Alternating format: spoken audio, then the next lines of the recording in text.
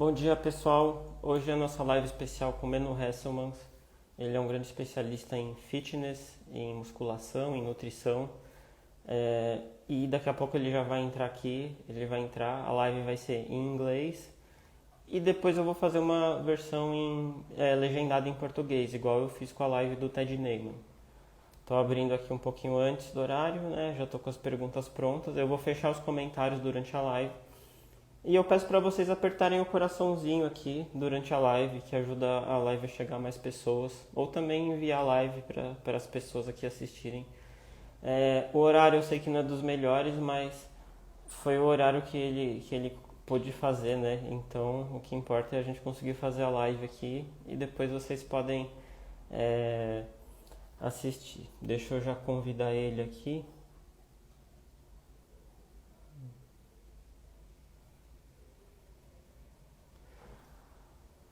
Acho que vai ser bem legal essa live. Acho que a maioria de vocês ainda não deve conhecê-lo, mas ele é muito bom.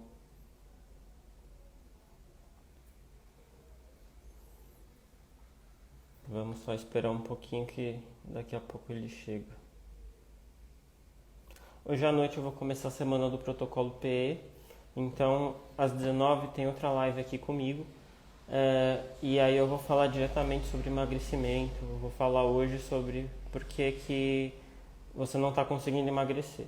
Então, se você está com alguma dificuldade de emagrecimento e tal, ou quer chamar alguém que quer emagrecer e não sabe como, é muito bacana chamar para essa live de hoje à noite, que vai ser bem interessante. Semana do protocolo P, vai ser todos os dias dessa semana às 19 horas. Começa hoje, depois terça, quarta, quinta, sexta. Então é isso. Ele entrou aqui, eu vou até cancelar os comentários e chamar ele.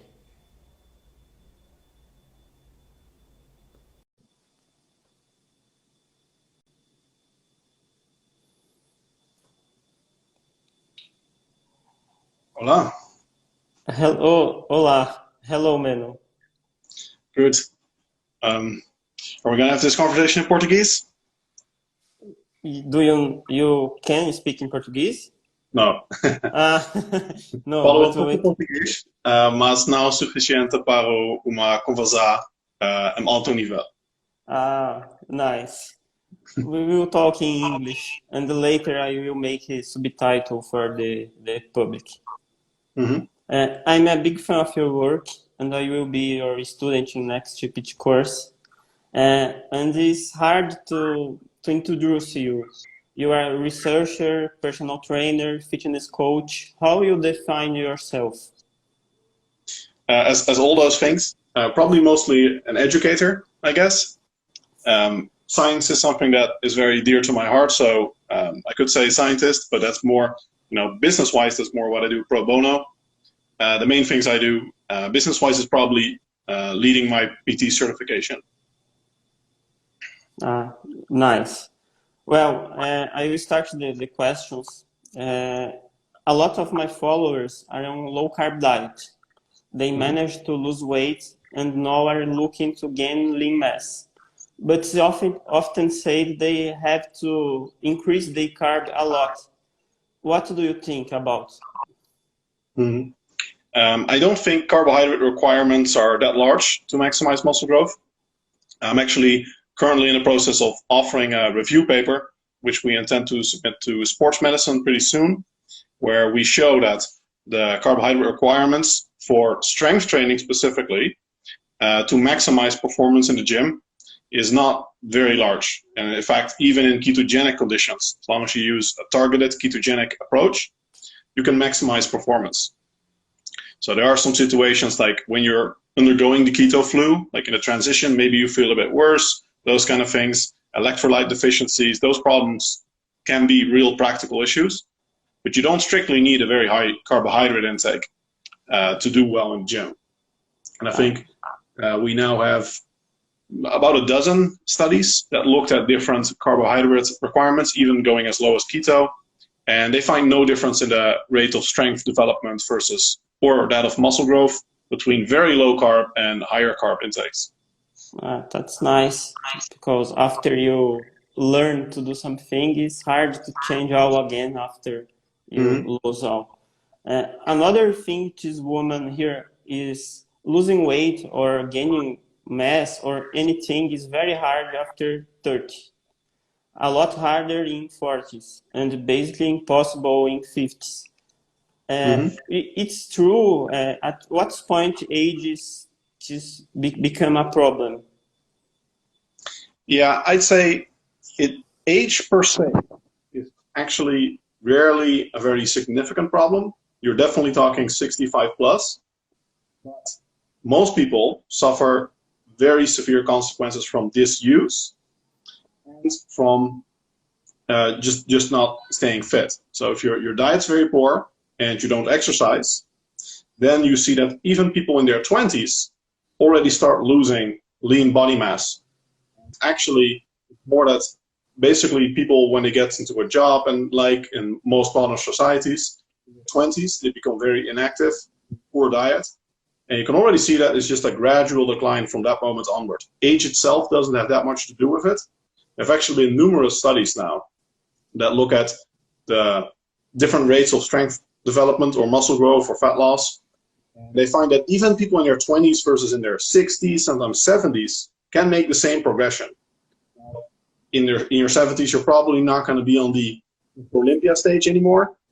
Especially for beginners, you can still make very similar progress. Much more about staying fit than staying young. And if you stay fit, this actually, you see this with a lot of things.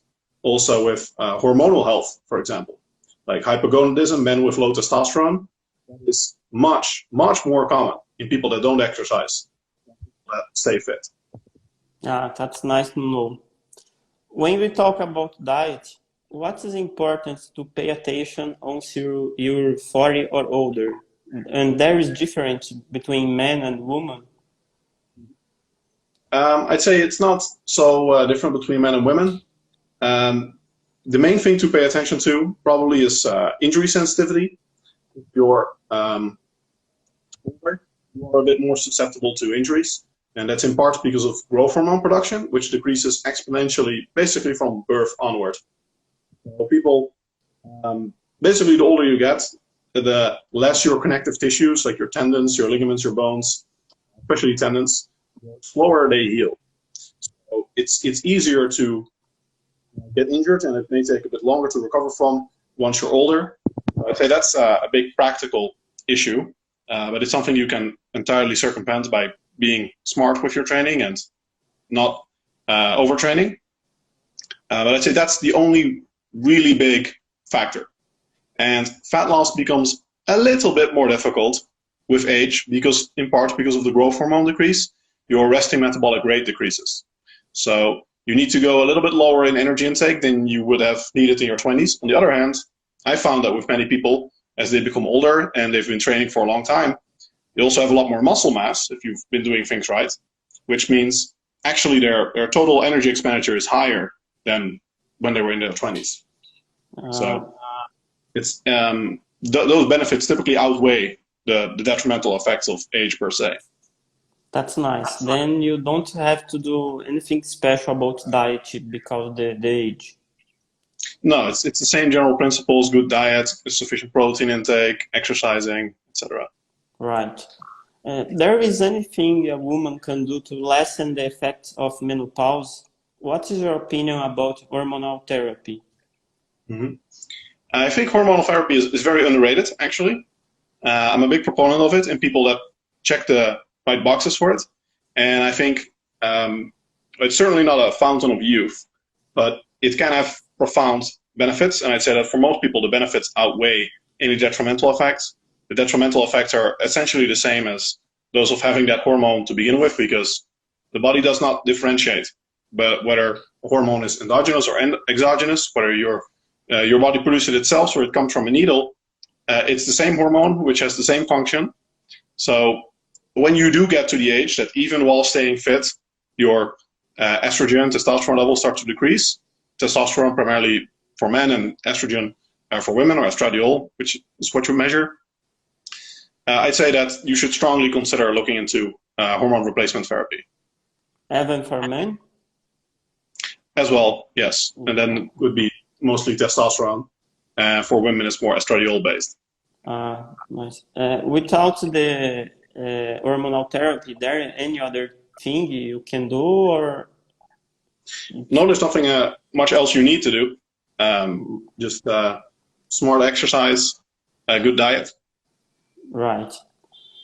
Do you have any advice for women in their 50s that you want to start working out now? Yeah, it's probably the most important thing is if you're just starting out, is to find something you can enjoy sustainably. So you may have to play around with a few different types of activities. Maybe there's a group sport that you enjoy more. You probably should at least try strength training. But you may favor certain kinds of activities more than others. And first, it's important to find something that you can stick with. And then you can start fine-tuning and optimizing it and deciding how much time you want to invest in it, etc. But other than that, like I said, there's not really anything special you need to do. If you start at 20 or 50, it's the same principles that apply. Right. It's never too late to start. Definitely. Always too early to quit. How important is protein intake for older people? Most research indicates it's about equally important as for younger people. This is still a bit of a contentious topic in literature. But on average, also the last meta-analysis I was a part of on protein intake's benefits for muscle growth and strength development found no significant difference between older adults and younger adults in protein requirements. There is a point when you get really old, like a good 65 plus, or you're very detrained before that age, you may get anabolic resistance. And that means you'll benefit from smaller meals, or rather bigger meals, but fewer of them. So typically then I'd recommend something like 3 meals a day instead of closer to 6. 6 would probably be difficult unless you go really high in protein, because you need about 40 or so grams per meal when you have anabolic resistance to make sure that you're maximizing the muscle protein synthesis response to the meal. Basically, for like 70, 80-year-olds, if you only eat a little bit of protein, it's not enough to cross the supposed leucine threshold. So the body basically doesn't ramp up protein synthesis levels. It's like it doesn't register the meal anymore, and it's a bigger bolus of protein to make sure that muscle growth is started, to put it simply. Right. You say then 1.6 per kilo is enough for older people. Yeah, that's what we found in our meta-analysis, that the general protein requirement for maximal progression is 1.6 gram protein per kilogram of total body weight per day. I typically recommend 1.8 if you really want to make sure you're maximizing your progression, because there's always special snowflakes that may benefit from a little bit more. If you train really hard or get more muscle growth than you typically see in research, there's a little room for error. But yeah, the vast majority of research finds 1.6 is enough. Right. For the fitness world, this maybe not be too much, but for regular people, 1.6 is not too little. So I think most of people listening here have to eat a little more to beat this mark. Yeah. Even if you don't exercise, though, there is very compelling evidence that you'll benefit from going up to about 1.2 gram per kilogram per day. That includes benefits for satiety, so better appetite suppression, less hunger, as well as health benefits, and just fighting sarcopenia. Right. Many of my followers are intermittent fasting. What are your thoughts on exercising while fasting when your goal is to gain muscle? I wouldn't recommend it. It's certainly not as bad as originally believed by most people in the bodybuilding, physique kind of community. But there have been several studies that show a trend for worse work outputs. So people don't perform as well when they're fasted, as opposed to when they at least had a little bit of food. And it's likely that you are going to experience higher rates of protein breakdown during exercise and not stimulate the same amount of anabolism. I actually have a study on exactly this that we're currently working on. It's been sidetracked a bit by Corona, but I'm working with Andy Galpin, to actually test this directly. So that will probably be the first really high quality evidence on this. But until then, I'd say, based on the literature that we have, which is at least a few studies showing trends, I would not recommend training fasted. Right. Yeah, in low carb community, first they say like, okay, you can train fasted, but now some people claim it's even better train fasted, and that's not what the research says, right? Yeah, it's definitely not better. Best case scenario is it's not a strong negative, but for muscle growth, fat loss, and everything, the best case scenario is neutral. Definitely not a plus. I think fasting has become a bit over glorified as something that's sort of inherently good, and when you ask people why, it's like autophagy, and then most people can't even really explain what it is exactly, but it's just like autophagy. And autophagy also happens in energy deficit. It also happens during exercise. It happens in a multitude of scenarios. And yeah, you can also stimulate it with fasting, but you can also do that just by being in energy deficit. So, plus there really isn't that much strong evidence that it's that much of a miracle, fountain of youth kind of health benefit. So I'd say that you definitely shouldn't force yourself to train fasted just because you think it has miraculous health benefits. Right, I agree with you. So do you recommend what pre-workout, what people, foods or supplement? Yeah, I'd keep it simple. Whole foods whenever possible is generally my recommendation. I'm not very big on supplements. There are a few that have some potential benefits. Pre-workout, it's basically caffeine. But there I actually just reviewed a study today on my page showing that even though it may increase performance acutely, over the long run, your actual strength development, muscle growth, and fat loss are likely going to be very, very similar. So it's more of a psychological boost, caffeine, than something you really need for maximum progression.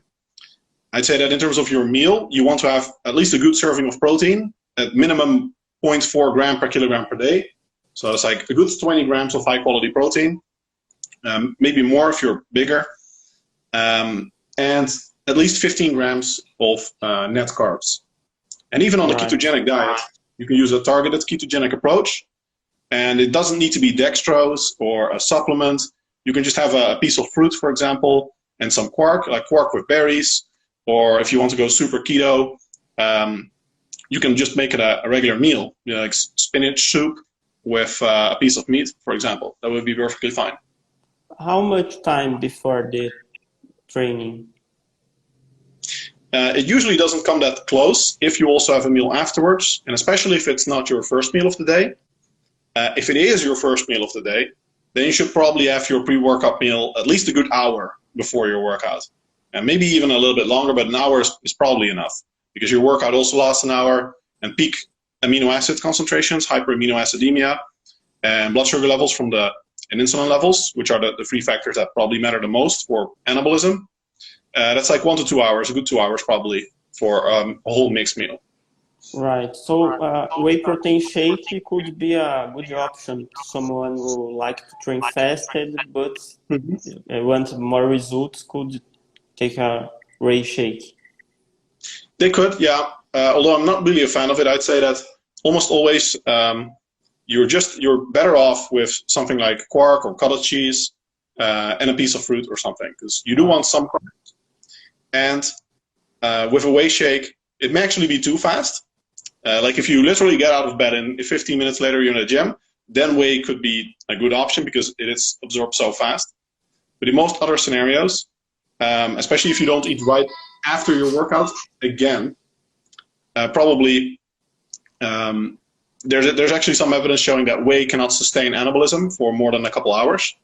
So it may actually be detrimental. Plus, for appetite management and getting enough nutrients in, whole foods are almost always better. Nice. I agree. Always is better eat food than supplements. One thing that has a lot of disagreement is how many meals should you have in a day. For those on low carb diets, people will often eat 2 or 3 times a day, but it's commonly recommended for people generally eat 4 or more more times. What do you suggest? I generally recommend 3 or 4 meals for most people. You can go higher, but there are not really any benefits for, well, anything above 4 meals. There have been pretty strong evidence that you don't need more than 4 for muscle growth or for fat loss or energy expenditure or appetite, satiety management. So it's purely personal preference if you want to go higher. On the other hand, there are at least 2 good studies now showing that 2 meals is likely not going to be optimal. A recent study found that even with normal whole foods type setups, and even with a third meal, but it was low in protein, it was not enough to get similar muscle growth as a 3 meal setup. Right, 3 or 4 then. Yeah, 2, you can make 2 work. I did 2 for a long time myself, but actually I've seen better results now the past year with 3 to 4. My own advice worked for me, basically. Right. Another contentious topic is how much people should eat to gain lean mass. It's difficult for people that were previously obese to take on high-calorie diet. So I would like to ask 2 things. Is calorie surplus really necessary to gain lean mass? And what would look a diet for gaining lean mass? Mm-hmm. Yeah, the calorie surplus is definitely not necessary to maximize or to stimulate muscle growth. This is actually one of those things that a lot of supposed evidence-based practitioners said for a long time. And the mistake is that they think you need an energy surplus to store net energy in the body, which is true. That's physical law. But there are different compartments in the body. So just because there is net energy storage, that's not a requirement for muscle growth. Like you can gain muscle and lose fat at the same time, for example. And that's very fortunate because if you couldn't build lean body mass outside of energy surplus, then a lot of survivors of operations, medical operations, would be in very serious trouble because you're on a hospital diet. And imagine if your heart cannot recover from heart surgery because you're not getting enough food in the hospital. That'd be very bad, right? So actually, the body can look at different compartments in the body and build or remove energy from those separately. So in short, you can build muscle, whether it's in your heart or in exercising muscles, while you're in energy deficit and losing fat from other parts of your body.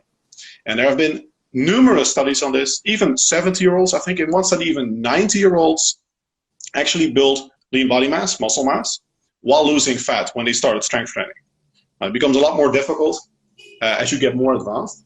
And if you're close to your natural muscular potential, it becomes basically impossible. And then you'll need to be in energy surplus to build more muscle. But until that point, it's possible just to varying degrees. And I think you had another part to your question? Yes. Where it's possible? Yes. A good diet for gaining lean mass, what it look like? Yeah, so if you don't need to lose fat, you will stimulate more muscle growth in energy surplus. So you can build muscle in energy deficit and lose fat at the same time, but you'll build more muscle typically in energy surplus. Now, as a natural trainee, you do not need a big energy surplus. It's often going to be literally a few percent in advanced trainees, and maybe even 10% is going to be pushing it for some novice lifters.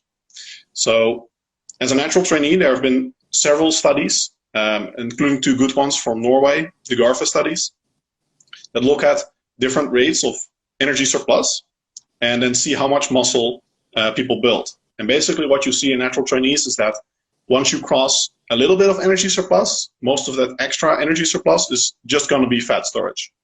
So it's very important to be just in that sweet spot where you're not spilling over into much fat gain, but you are in energy surplus consistently. So you are putting on weight and you're trying to make that mostly lean weight. And that's called a lean bulk, which is very much the preferred approach to traditional bodybuilding, which is now called often a dreamer bulking, because if you do that without the steroids that people use to make it work, then you just get fat very fast. Right. And then a little surplus is the way to optimize. Yeah, generally only a few percent. What you want to do ideally is to monitor your rate of progression and see that you're gaining a good amount of strength and weight, but you're not consistently spilling over into fat gain on measures like skin fold calipers that you use to evaluate your body composition. Right. After losing weight, some people have excess skin. Here we say flacidez. What would be an evidence-based approach to dealing with this? Many try fasting, some try collagen. What do you think? Yeah, I would never recommend a complete fast. What I recommend typically, if you want to do it, for example, 2 days a week, where you diet more aggressively, which is actually something that works well for a lot of people, compared to being in a little energy surplus the whole week. You can have 2 days where you're in much more energy surplus, and then the rest of the week you can eat more. So as long as your total weekly energy intake is equivalent in those two scenarios, then your fat loss is also going to be roughly the same. It may actually be slightly better, according to 2 studies, but the vast majority of literature finds it's basically equivalent. So what I do on those days is not do a complete fast, but do what's called a protein-sparing modified fast. So that means you still get your protein in, and you still get your essential nutrients in. But other than that, you don't really have to eat more, especially if you're not hungry, and you just try to have a very big energy deficit. And I like to do that especially on days that you're not exercising, so that you can free up calories that you then move towards your workout days, where they're more likely to be preferentially utilized for muscle growth rather than fat storage. So I think that approach, there hasn't been much direct research on this, but I think that it holds very good promise for people that want body recomposition, like fat loss and muscle growth at the same time. Right. And about collagen, to excess of fats, excess of skin, there any good evidence on this? Not much. There's actually a lot of controversy over whether collagen supplementation actually increases collagen production in the body to begin with mixed evidence. And it seems that maybe you need a dosage of like 15 grams. And the question is, even in those studies, would you not be equally well off with protein and or vitamin C? Because with protein and vitamin C, you can make your own, the body can make its own collagen. So I'm definitely not a big fan of collagen supplementation. I think the research is very, very iffy at this point. And I think most important priorities are making sure you get enough protein and enough vitamin C, and then probably additional collagen supplementation is not going to have a very big effect. I agree. I think in the end, the best way to fight against skin is just put some muscle in the body, right? Mm-hmm. Collagen is also not a very high quality protein source, so for muscle growth, it's also not ideal. Right. And it's expensive here in Brazil, and I think in many places. It's funny with protein supplementation. It seems like they basically try every possible way to sell you protein in a different form. They hydrolyze it, make an isolate or a concentrate or different kinds, or essential amino acids or BCAAs, and it basically comes down that nothing actually beats whole foods. Like if you just get the whole protein, the package deal that nature gave you, basically, that's pretty much the best in almost all scenarios. Right, and steak and eggs, it's like the best protein source. Yeah, meat, poultry, fish, eggs, dairy. Those are the best ones. Right. Because of COVID, most elderly people are afraid to the gym or workout class. It's possible to gain muscle mass while working out from home. What do you think about home workouts? I think home workouts can be very effective. You have to be a lot more creative though. And, you don't have that many options in terms of exercises. You're probably going to do a lot of push-ups and chin-up variations. For your body, you have to do some exercises that are less common. Walkouts for hamstrings, reverse hypers over the table or a ball or something for the erector spinae, reverse Nordic ham curls for the quads, or pistols, skater squats. Just to find ways to still impose mechanical tension on your muscle fibers. So a lot of people think home workouts, you do like 100 squats or 200 crunches, 100 push-ups. Don't do that. you're doing it for strength, muscle growth, or fat loss, or maintenance of muscle growth at least, what you want to do is do things that you cannot do 30 reps with. Do heavy exercises, like pulls instead of squats on 2 legs. Skater squats instead of walking lunges, assuming you can do more than 30 of those. It needs to be sufficiently heavy, like in the gym. Workouts, in principle, equally effective as in the gym. More limited, you have to be a bit more creative. Many of my clients now are doing home workouts. I've done home workouts for a couple phases this year when I was locked down. It can be very effective. In fact, during my travels, because I'm a digital nomad, I had quite some phases in my life where I relied on bodyweight workouts, at least for short periods. It can be perfectly fine. That's nice, because some people think since you don't have weights, you just have to do much more times. But no, you have to do it in a more difficult way, right? Exactly. So when you get really strong on push-ups, for example, you're probably better off doing push-ups on one arm rather than doing 100 extra. Do you have any tips to how improve a home workout without expensive or bulky equipment? Yeah, a lot of it is being creative. Some forms of things that you can buy are for like really low cost is gymnastic rings. If you can install those somewhere, that really helps. Or chin-up bars that you can install on your door. You have to be where it's a good one though, and you have a sturdy door. Then with chin-up bars, you basically that takes care of all of your back in terms of muscular development. And bands are pretty cheap. You can do a lot with them, but they're also very suboptimal because you only get tension or maximum tension during full contraction. So they're okay, but I prefer to stick with body weight as much as possible, one-arm variations. And for some movements like lateral raises, overhead tricep extensions, especially for women, you can often actually get inflatable dumbbells, which are the plastic dumbbells that you fill with water. And those can actually be, they're super cheap, and you can actually use them pretty well for light type exercises like lateral raises. Nice. Many people say they don't have time to work out.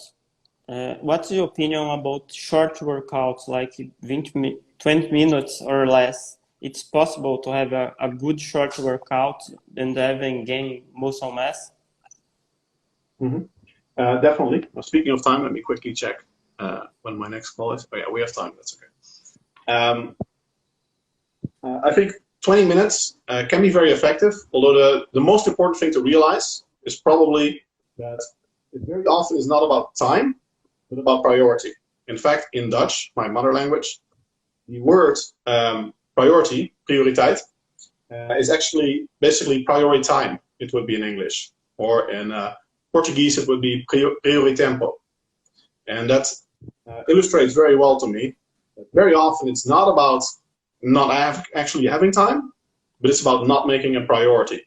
You know, many people watch TV for an hour plus a day, and they say they don't have time to spend 3 hours a week in the gym. And many people, you know, they spend 2 hours plus a day in their car.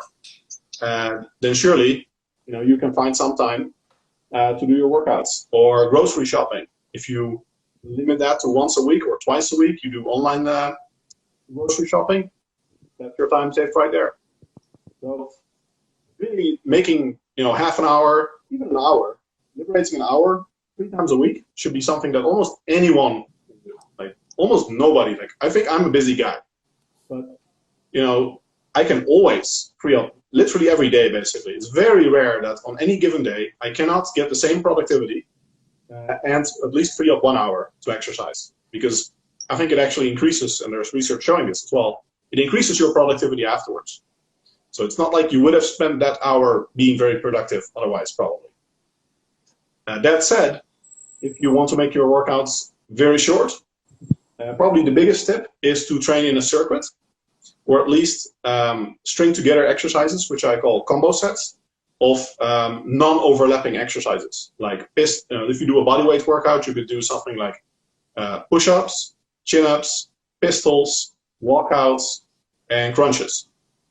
And that's pretty much a whole body circuit. Maybe add some reverse flies with the with water bottles or the adjustable water dumbbells. And you can do one set of every exercise, and then you start again from the beginning, and then you can basically keep training non-stop. So if you then do 1 set per minute, then even in 30 minutes you can do 30 sets of exercise, which is a very, very serious whole body workout. Now it takes some extra effort. You probably want to take some extra caffeine before, if you're going to do 30 sets in 30 minutes. That's a very tough workout, but if time is really the issue and not motivation, then you can make that work. Right. And what do you think about heat? It's something like you said, but I think it's more about aerobic. Mm-hmm. Yeah, do you mean high intensity training or high intensity interval training? High intensity training. Yeah, so basically HIIT is like, it's pretty much regular strength training, but you do only 1 set, or like a low volume at least, for every muscle group, and you don't train that often, and you go balls to the wall absolutely to complete muscle failure. It's pretty time effective, and if you don't train that often, you can go to failure. Probably recovery is not going to be a big issue, but most research does find that you're much better off doing more volume rather than trying to make that 1 set like ultra failure. Right. Like I said, if you can do a circuit, just doing 1 more round of the circuit, which will double your volume, in 10 extra minutes, is going to give you much better results than doing 1 round of the circuit and going to absolute failure. Doing home workout is easier to train every day. Do you think this is good, or having in home you have to rest some days? I'd say that if you make your workouts like gym workouts, like I say, heavy enough, and you train with equal effort, then your recovery demands are also going to be similar. I think they seem a lot easier sometimes for some people because you're not doing heavy squats and deadlifts.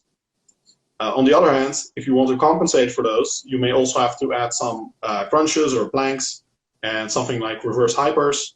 So you may also have to do more exercises, maybe even grip training for deadlifts if you want to fully replace those. So if you're really completely replacing them, then you'll probably find it's not that easy. And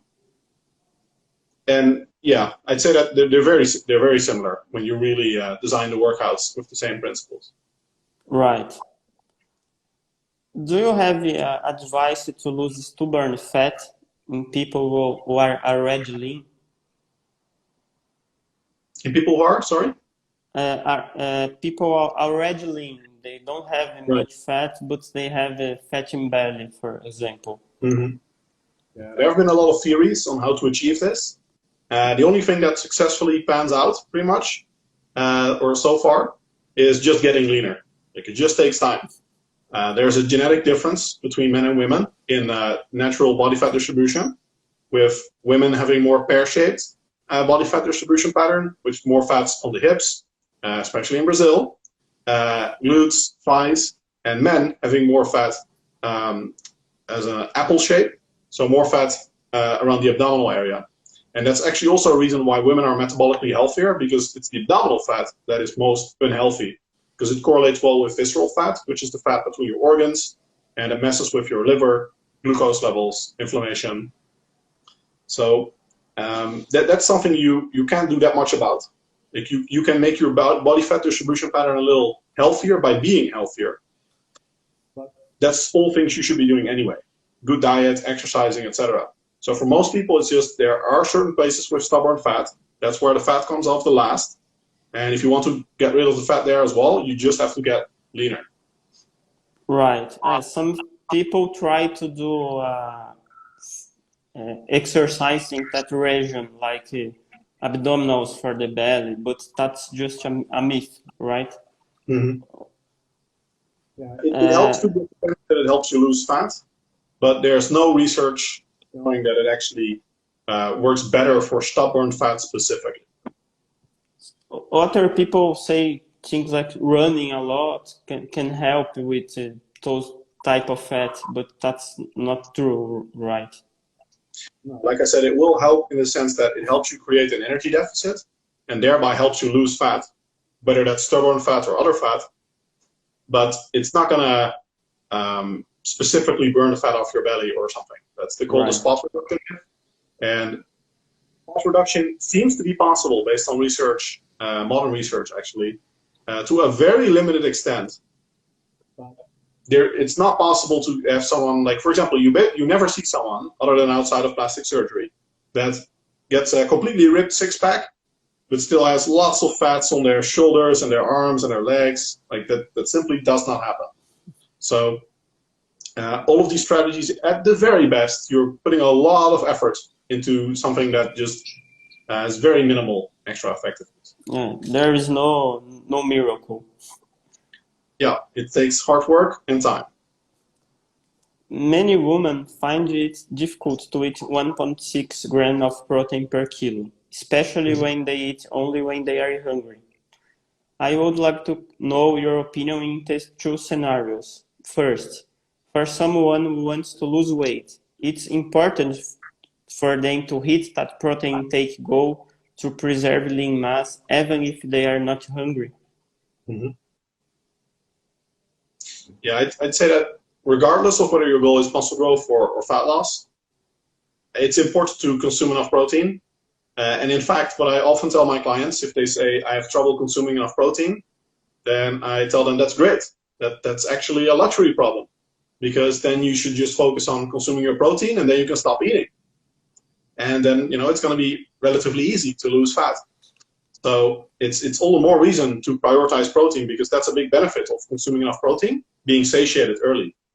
So protein intake helps for fat loss and muscle growth. It helps with satiety, at least up to around 1.6, 1.8 gram per kilogram. After that, the benefits actually, I co-author the study showing that after that, the benefits disappear when your body sort of knows it has enough protein. But up until that point, protein is generally more satiating than other foods, at least lean protein sources. And it also increases energy expenditure. So it helps you reduce energy intake. It increases energy expenditure. It also helps muscle growth, which also creates energy expenditure. So it's great both for fat loss and for muscle growth. Yeah, my second question would be, for someone who goes gain lean mass, how important is to eat 1.6 grams of protein every day, even if they are not hungry?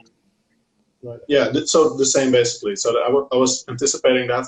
Like, it's both for muscle growth and for fat loss that you want the protein in for sure.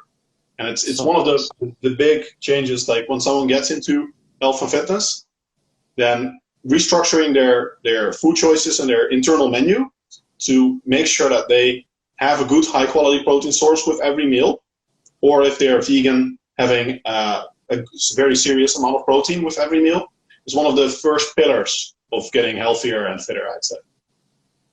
Yeah, I think even if you are not hungry, at least eat your protein, and especially if you want to lose weight. Yeah, definitely. And enjoy it while it lasts, because as you get leaner and leaner, that hunger will come. Yes. What is a day of your food? Like, what do you eat in a normal day? It varies a lot. Here in Brazil currently, I'm bulking right now. So I just started bulking. So I'm on about 4,600 calories. I'm probably going to go up soon. In the morning, I eat a bowl of Greek yogurt with a whole grain sort of cereal mix, mostly nuts, not so much actual cereal, and some berries.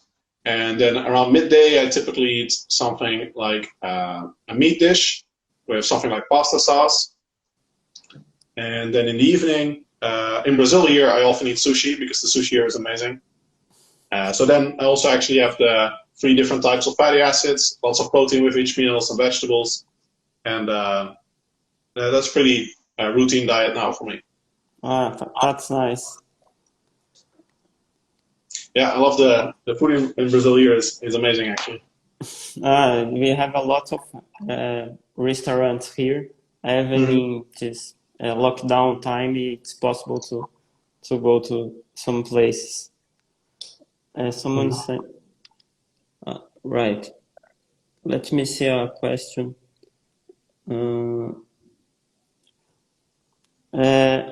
What would you be your advice for someone who don't have a lot of society in, they are always hungry?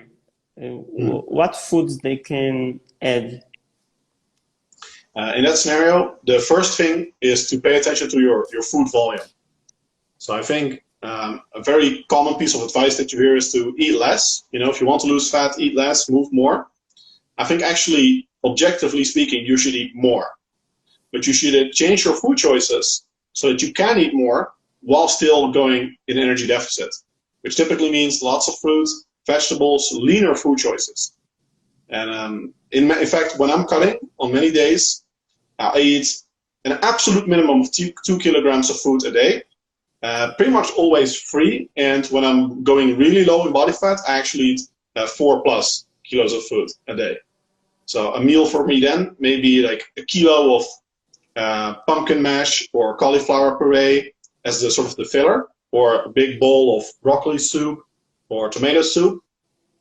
And then you want your protein source, and then something more for fatty acids, like avocado and eggs are probably the most satiating fat sources. And that's your meal template then, basically. So first look at how much food are you eating, and don't look at the volume, actually weigh it, because things like a salad may seem like a lot of food, but a lot of people complain they get hungry quickly after. And that's because the whole salad, like in the supermarket, you can see those salad packs. It's like, that looks like a huge pack, but it's only 100 grams of food. So it takes you a while to eat it, but you're also gonna be hungry pretty quickly afterwards.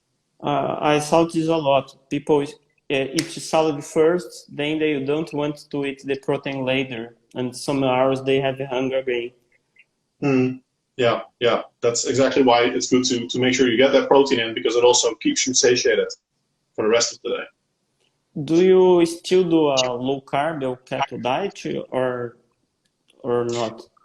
Not when bulking, sometimes when cutting. It depends. Like here, sushi is too good to go keto. So, especially when bulking, and there's also not really a need to. But when cutting, I'll sometimes go like really low carb, yeah. Right. Last question. What do you think about people who say eating a lot of protein is bad for longevity? Yeah, there are a lot of myths on protein, originally starting with the kidneys and the liver. Kidneys probably being the most popular myth, but there's been lots and lots of research. I think one study was even 2 years long. Like it's hard to do research longer than that.